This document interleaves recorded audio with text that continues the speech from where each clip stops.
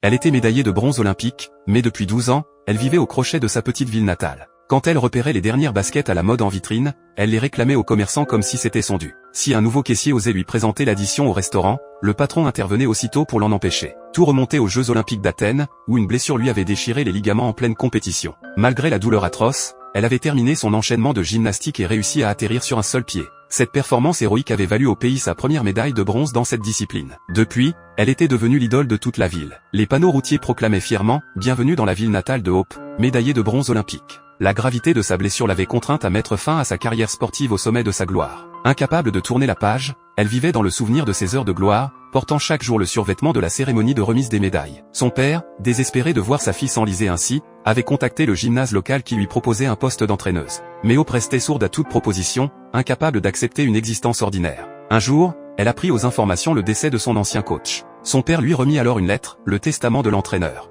Il léguait $500 000 à Hope, à condition qu'elle entraîne Maggie pendant 8 semaines pour les championnats du monde. Peu importait le résultat final, l'argent serait à elle. Bien qu'elle n'ait pas accepté verbalement, ses mains crispées sur la lettre trahissaient son intérêt. Hope donna rendez-vous à Maggie le lendemain à 7 h.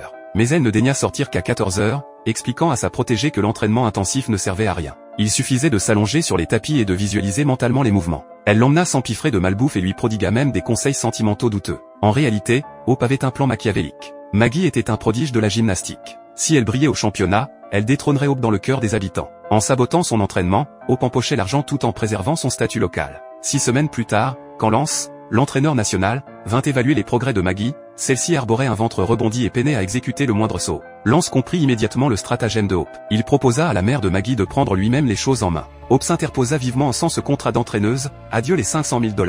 Heureusement, Maggie préférait la compagnie amusante de Hope. Celle-ci jura sur tous les 5 qu'elle mènerait Maggie au championnat du monde. Dès lors, miracle, Hope se présentait chaque matin à 6 h pile au gymnase. Redevenue sérieuse, elle détectait avec précision les faiblesses de Maggie et trouvait les solutions les plus efficaces pour y remédier. Mes excuses, pour des raisons indépendantes de ma volonté, je ne peux poursuivre le récit de ce film. Pour connaître la suite, je vous invite à rechercher The Bronze.